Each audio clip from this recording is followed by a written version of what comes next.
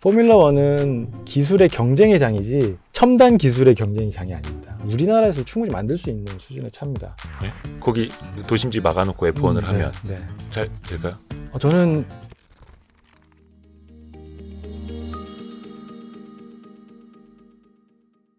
저희가 대한민국 최초 F1 엔지니어 김남호 박사님과 이야기하고 있는데 우리나라에서 아직 그 F1에 대한 인기가 좀 많이 올라오지는 않았죠. 아직. 느끼시기엔 좀 어떠세요? 그래도 과거보다는 좀 많이 나아졌을까요? 예, 훨씬 나아졌고요.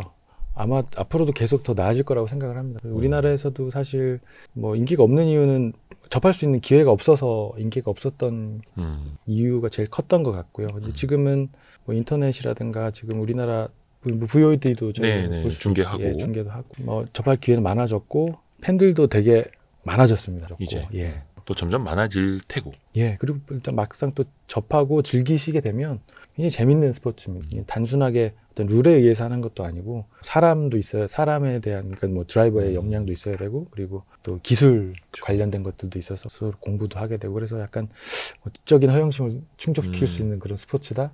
예. 그러니까 지적인 허영심도 그렇고 예. 머니 게임도 그렇고 예, 그 기술의 또 끝판왕이기도 하고. 예, 기술의 끝판왕인 건 저는 사실은 항상 부인을 하는데요.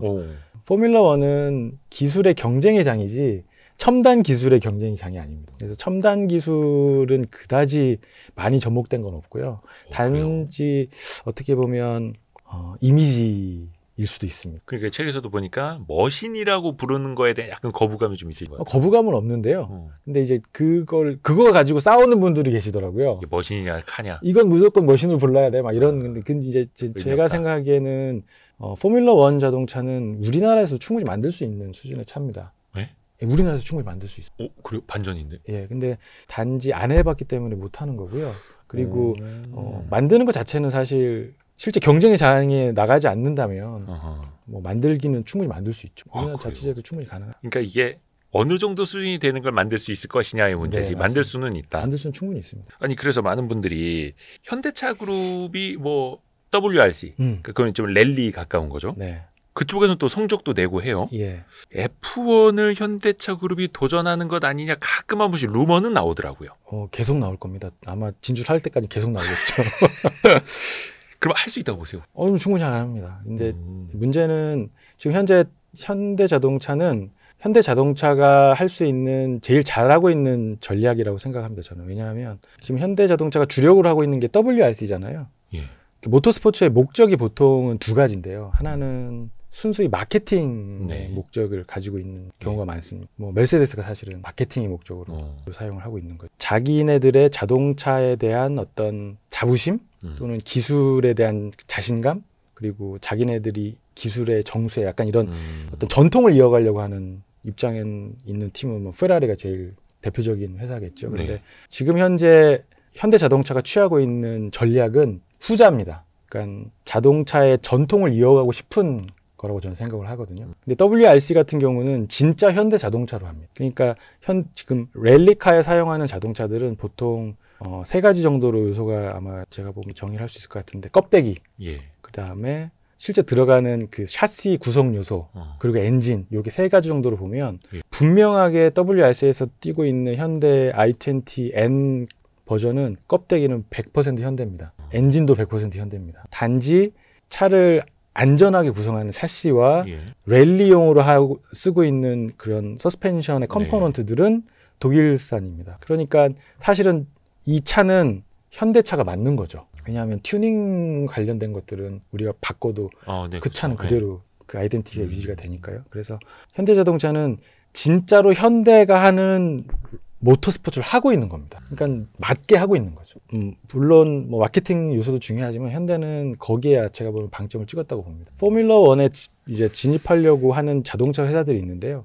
만약에 전통을 이어나가고 싶다라고 목표를 하게 되면 사실 포뮬러 1에 진출하기가 사실 어렵습니다. 왜냐하면 그렇게 된다면 포뮬러 1을 다 만들어야 되는 거거든요. 엔진도 만들어야 되고 샤시도 만들어야 돼요. 전통도 이어나가야 되니까 그러니까 마케팅의 요소도 있겠지만 다 만들어야 되기 때문에 돈 천문학적으로 들어가는 거예요. 그렇게 해서 일본 회사들이 사실은 실패를 많이 거둡니다. 혼다, 토요타가 실패를 해. 다 해보려고. 다 하려고 하다가. 그러니까 그 사람들은 자기네들의 포뮬러 1 전통을 만들고 싶었던. 그렇지 않은 경우도 되게 많습니다. 메르세데스도 지금 뭐 다 만들긴 하지만 사실은 메인 스폰서거든요. 뭐 엔진도 사실은 어떻게 보면 스폰서십이고. 그래서 자기네들의 마케팅이 아닌 어떤 계속 이어나가고 싶은 전통을 만들려면 포뮬러 1은 사실 진출하기 되게 어렵습니다. 그러니까 뭐 전통으로 할 게 아니라 뭔가 기술 조합으로. 네. 그러니까 마케팅의 목적이면 지금 당장이라도 들어올 수 있죠. 포뮬러 1에. 다른 거 조합해. 네. 그러니까 그 혼다 같은 경우에도 1960년대부터 엔진을 공급했다 하더라고요. 예. 그러다가 자체 팀을 운영하다가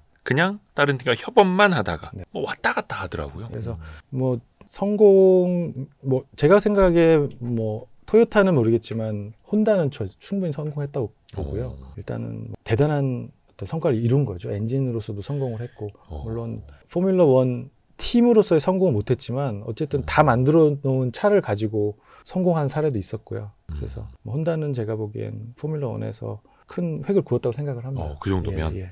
토요타는 2002년부터 2009년까지 8시즌만 뛰고 철수를 했다 하고요. 네. 그러니까 너무 혼자 다 하려고 하지 마라. 그렇습니다. 조금 현실적으로 약간 좀 스포츠적으로 접근할 필요도 있다라는. 예, 그래서 만약에 모르겠습니다. 이거는 뭐 철학의 차이인데 만약에 어쨌든 그러니까 마케팅에 방점을 둔다면 뭐 지금이라도 뚫어도 상관없죠. 왜냐하면 지금 들어오고 있는 자동차 회사들도 자동차 회사임에도 불구하고 엔진도 빌려서 쓰고 이런 거 허다하거든요. 아하. 그러니까 남의 엔진을 써다. 레드불이 저기 음료수 만드는 회사지 엔진 만드는 회사 아니에요? 예, 그리고 내년에 들어오는 캐딜락도 샤시도 빌려다 쓰고 엔진도 빌려다 씁니다. 이름만 캐딜락. 이름만 캐딜락인 거죠. 홍보입니다. 레드불은 엔진 어디 거? 레드불은 이제 혼다, 그러니까 굉장히 오랫동안 르노의 엔진을 사용을 했다가요. 이제 혼다하고도 같이 협업을 했다가 지금은 혼다하고 같이 만든 자체 제작의 엔진인데 그냥 브랜딩만 레드불로 하고 있거든요. 그리고 내년부터는 이제 포드하고 같이 협업을 합니다. 아니 그러면 이거 뒤집어서 질문을 드리면 네. 엔진이 꼭 핵심이 아닐 수도 있다라는 걸까? 제가 보기엔 자동차의 그 회사의 어떤 아이덴티티를 유지하고 싶다면 엔진이 들어오는 게 맞고요. 그래서 뭐 페라리도 엔진을 계속 제작하고 메르세데스도 뭐 영국에서 제작하지만 독일 이름, 그러니까 메르세데스 이름을 제작을 하고 있고요. 앞으로 이제 포드도 자기네들 이름으로 엔진을 제작한다고 선언을 했고, 뭐 혼다도 계속 엔진을 제작한다고 하고 있고요. 근데 그 F1 엔진이라는 게 결코 넘사벽인 것도 아니고, 뭐 레드불 같은 경우도 거의 뭐 최상위권 성적 유지하고 있는데 엔진을 바꿔도 최상위권인 거 보면 그 바꿨다고 해서 뭐 진짜 치명적인 갈리는 것도 아닌 거고요. 그러니까 이게 엔진의 차이가 극명하긴 합니다. 그러니까 엔진의 첫 번째 목표는 내구성이 있어야 돼요. 그러니까 내구성이 없는 엔진은 사실 아무리 빨라도 사실 쓸모없는 엔진이고요. 파워 게임에서 승부가 갈리는 건 첫 번째가 내구성 게임입니다. 내구성에서 일단 버텨줄 수 있는 엔진을 만들어야 돼요. 그러니까 그거에서 사실은 현대자동차가 주저할 수도 있는 거죠. 잘못하면 퍼진다 이러면 안 되니까. 예, 맞습니다. 그런 것 때문에 그러니까 오명을 잘못하면 쓸 수 있게 되는 거예요. 그래서 요거는 만약에 진출을 한다면 김남호 박사님에게 도움을 청하면 된다. F1의 첫 엔지니어자, F1에서 처음 은퇴한 전직 F1 엔지니어. 지금 우리나라 그러면 F1 엔지니어가 5분 계시다고 제가 들었는데 한 6분 정도 있는 걸로 알고 있는데 제가 아는 분은 한 친분이 있는 분은 저랑 한 3분 정도 되고요. 그 중에 제일 먼저 은퇴하신 거예요? 그렇죠. 뭐 제가 나이가 제일 많고. 아쉽네요. 맞습니다. 근데 이제 또 사업을 하시면 잘 되시면 되니까. 그 우리나라에서 사실 F1 대회가 개최가 됐었죠. 네, 맞습니다. 전남 영암에서 예. 2010년에서 13년까지 흥행 쪽으로는 좀 많이 아쉬워. 흥행 아쉬운 수준이 아니었죠. 사실 책임자가 형사처벌까지 받는 일이 어떻게 보면 뭐 스캔들 같은 사건이었죠. 그게 잘 안 됐던 핵심적인 이유는 첫 번째는 일단 팬베이스가 없었고요. 그러니까 국내에서 포뮬러 1이 알려지지 않은, 그러니까 전혀 흥행에 기반이 없는 상태에서 거의 15년 전이니까. 네, 그런 상태에서 유치가 됐고, 두 번째는 입지가 너무 힘들었습니다. 어쩔 수 없이 목포에서도 멀으니까. 영암으로 들어가는 이 코스는 팀들이 굉장히 팀들조차도 가기 싫어하는 그런 각 팀들에서도 불만들이 되게 많았습니다. 뭐 이런 데다가 자리를 잡아야 되는. 그리고 그게 팀들 같은 경우에도 전 세계를 돌아다니는 게 일이기는 한데 그 중에서도 힘들었다. 예. F1에 팬들이 있다고 하면 뭐 수도권이 중심이 됐었어야 되는 게 맞죠, 사실. 그리고 뭐 해외에서 오는 팬들도 사실은 만만치 않거든요. 일본이나 중국 팬들이 우리나라에 왔을 때 즐길 수 있어야 되는데 사실 그 입지 때문에 어려웠던 것도 사실이고. 근데 인천시에서 2026년 그 그랑프리 F1 네, 그랑프리 네, 투어를 유치한다고 이제 막 시작을 하더라고요. 네, 저도 그 기사를 봤어요. 어떻게 좀 가능성이 있을까요? 26년은 좀 시간적으로 불가능이죠. 26년은 불가능이고 27년은 잘 정확히는 모르겠어요. 27년을 하려고 해도 지금쯤 어느 정도의 움직임이 있긴 해야 되거든요. 근데 뭐 내부적으로 어떻게 진행되고 있는지 정확히 알 수 없으나 크게 어떤 움직임이 없는 걸 보면 약간 지지부진하지 않는가 싶기도 한데요. 뭔가 유치하겠다까지는 이야기가 나오고 되게 어렵습니다. 왜냐하면 F1 관계자들을 뭐 인천시와 만났다까지는 나오던데. 예, 그게 포뮬러 1이라는 이게 어떻게 보면 개인적인 친분에 의한 그런 비즈니스 역학관계가 좀 많이 있습니다. 톱 레벨로 가면 그리고 이걸 유치하거나 이런 것들 사실 저희가 뭐 국제 행사라든가 이런 거 유치를 할 때 보면 로비도 굉장히 많이 하고 어떤 뒤에서 일어나는 이런 정치 싸움, 정치 거래들이 굉장히 많잖아요. 포뮬러 1도 사실은 다르지 않거든요. 그래서 엄청난 이권이라든가 이런 수익 사업들이 이렇게 뒤에 있는 상황에서 이걸 투명하게 어떻게 하는 이런 해서 딜을 만든다는 건 사실은 불가능한 거죠. 그래서 만약에 인천시에서 어떤 포뮬러 1을 그랑프리 유치를 하려고 하는 딜이 있다면 이 포뮬러 1하고 굉장히 잘 아는 그런 사람들을 중간에서 어떤 매개체를 삼지 않으면 사실은 저로서는 되게 어렵지 않을까 생각을 하는데요. 그건 뭐 제가 함부로 말씀드릴 수는 없는 거니까. 근데 뭐 보도를 보면 그 태화홀딩스 이런 회사 뭐 거기 뭐 회장부 회장이 뭐 이렇게 또 뛴다고는 하는데 일단은 뭐 인천시에서 예를 들어서 뭐 송도 이야기도 좀 나오던데 거기 도심지 막아놓고 F1을 하면 잘 될까요?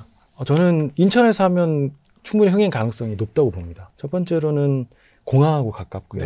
그다음에 한국 이제 위상이 달라져서 충분히 어떤 포뮬러 1 외적에 포뮬러 1 때문에 오는 사람도 있지만 포뮬러 1 겸사겸사 오는 분들도 분명히 있을 거라고 생각하거든요. 그리고 만약에 코리안 그랑프리가 캘린더에 들어가게 되면 분명히 아마 동아시아, 중국, 일본, 싱가포르, 한국 요렇게 4개 엮어서 하는 아시아 투어로 하게 될 겁니다. 그러니까 이 투어를 같이 따라다니는 팬들이 굉장히 많거든요.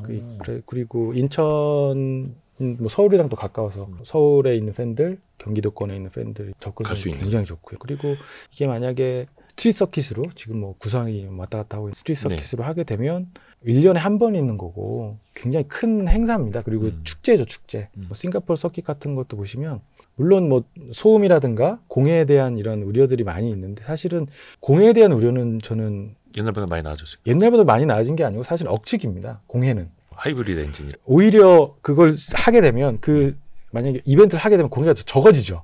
도로 막고 하기 때문에 일반 차들 못 다니게 하니까. 그리고 이 포뮬러 1 엔진은 굉장히 그린 엔진입니다. 친환경 엔진이요. 효율이 굉장히 좋고 친환경 엔진이기 때문에 배출가스 그렇게 많지 않아요. 그리고 포뮬러 1 엔진이 예전만큼 그렇게 소음이 높지 않습니다. 소리도 많이 좀 작아져요. 그리고 그 이벤트 때문에 사실은 뭐 모나코 서킷이라든가 싱가포르라든가 세팡이라든가 이런 데들은 사실 그것 때문에 그 지역이 굉장히 명소가 되거든요. 오히려 그 웅장함에. 맞습니다. 그러니까 포뮬러 1 레이스 서킷이라는 것 자체 때문에 관광 명소가 되고 그것 때문에 찾아온 사람들도 있고 그 시즌이 되면 그 부분 그 주변에 있는 상권들이 되게 활성화가 되고 이런 거기 때문에 저는 포뮬러 1이 한국 인천에서 하게 된다면 그건 굉장히 우리나라에서 좋은 경제적으로 되게 좋은 효과라고. 이건 또 한번 우리가 기대를 해보겠습니다. 뭐 저는 저는 외부자입니다. 이제는 너무 재밌습니다. 이게 그 투어가 1년에 그 그랑프리가 몇 번 열리는 거죠? 전체 다? 지금 26개?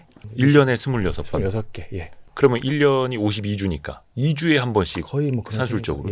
그럼 2주에 한 번씩 나라를 돌아다니는 거예요? 네. 거의 그런 평균적으로 따지면. 그러면 그 자동차와 인원과 장비 맞습니다. 다 싣고 뭐 배로 실어요? 비행기로 실어요? 비행기로 실어야죠. 빨리빨리 다녀야 되니까. 맞습니다. 그러니까 유럽에서 투어를 할 때는 트럭에다 싣고 다닙니다. 뭐 네덜란드, 독일, 그냥 육상으로 다니는 게 빨리 프랑스. F1 타고 가면 더 빨리 갈 텐데. 그렇죠.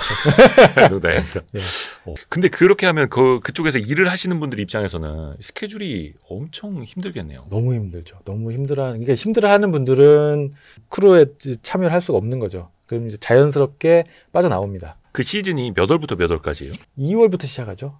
2월부터 테스트부터 시작을 해야 되니까. 2월부터 언제까지? 2월부터 12월 초까지.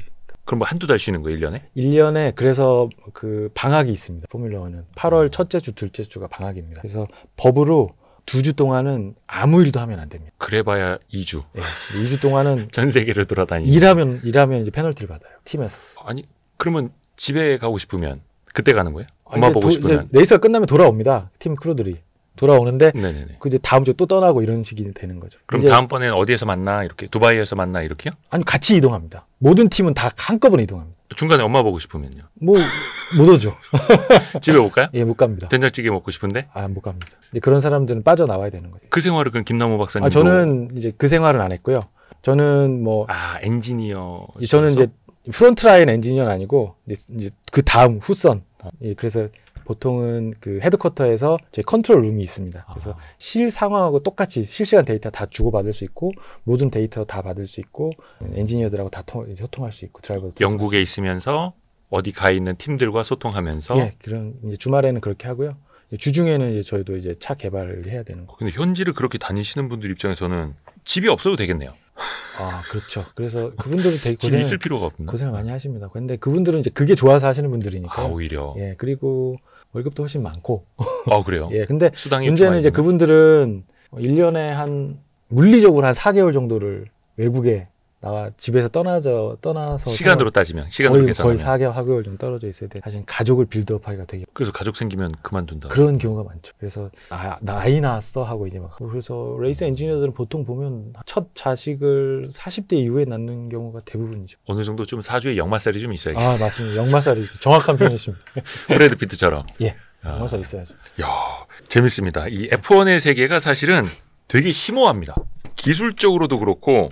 근데 또 어렵기도 한 내용을 오늘 이제 김남호 대표님이 아주 쉽게 풀이해 주셔가지고 이 F1 인간의 한계에 도전하는 극한의 레이싱 이 F1 책도 많이 또 사랑해 주십시오. 그래서 저희가 댓글 써주신 한 3분 정도께 이 두꺼운 책을 보내드리겠습니다. 100개로 뺄 수도 있습니다. 3개 부분으로 제가 나눴거든요. 그래서 제일 첫 번째 사실은 기초과학 그 레이스 포뮬러 1 자동차를 이해하기 위한 기초과학을 넣었고 두 번째 부분에 약간 실제 포뮬러 1에서 무슨 짓을 하는지 차에 어떤 짓을 하는지를 좀 실어놨고 세 번째 부분에 좀 말랑말랑한 일반 상식 같은 것들을 좀 실어놨어요. 그래서 이제 관심 있는 분들을 찾아서 이렇게 보시기에 제가 구성을 했는데 보통 보시면 제가 첫 번째 그 기초과학을 넣어놓으니까 한 10장 보시다가 이건 내 책이 아니라고 덮으시는 경우가 많더라고요. 그래서 뒤쪽으로 넘어가 또 다른 내용이 있는데 그래서 제일 뒷부분에 세 번째 부분부터 보시면 조금 더 입문하시는데 조금 도움이 되시고 이게 뭐지 궁금하시면 이제 다시 첫 부분 돌아와서 중학교 시절의 과학을 떠올리시면서 이과생들은